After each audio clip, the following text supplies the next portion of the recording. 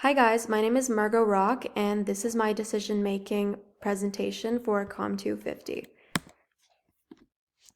So a little bit about me, I am a communication major here at ASU Online, and I'm from Salt Lake City, Utah, but I currently live in Big Fork, Montana. Right now, I work at a golf course and I'm training to become a certified Pilates teacher. And I thought an important fact about me that I should include in this presentation is that I am very indecisive. So decision making for me is already difficult, but I feel like with my growing confidence, it has been able to be a bit of an easier process as I get older. So, how I was described in this personality quiz was as an ESFJ. I am described as warm, caring, supportive, practical, reliable, duty focused, and responsible and organized. Do I agree with this? I do agree with this personality assessment because it captures how I show up in my relationships in daily life. I've always found myself in the role of the helper or the one others rely on, whether it's organizing things, offering emotional support, or just making sure things run smoothly. I feel most confident and productive when there's structure and a shared sense of responsibility. Being organized helps me feel in control and allows me to balance multiple tasks without feeling overwhelmed. What I mainly agree with is being dependable and consistent. People know they can count on me, and I genuinely enjoy being a source of comfort and stability.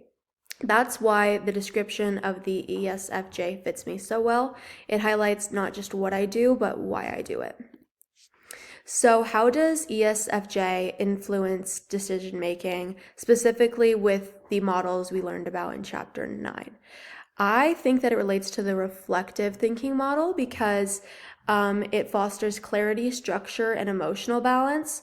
And when working with different personalities, I definitely contribute empathy and organization while learning to embrace a more analytical and visionary input. So, some potential barriers to working with colleagues who have different personality characteristics.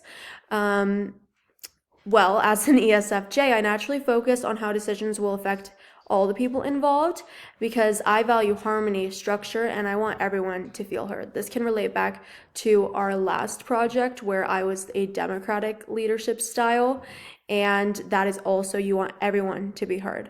So when I collaborate with someone who is more analytical, independent, or focused on efficiency, we can sometimes clash. They might prioritize logic or long-term goals over emotional impact, and I might feel important human factors are being overlooked. So I prefer well-organized plans and clear processes, so I can get frustrated when others take a more spontaneous or unstructured approach. These differences can lead to misunderstandings or slow down our progress unless we both make an effort to recognize and respect each other's strengths and find a common ground. Thank you so much. It was super interesting to learn about this personality quiz.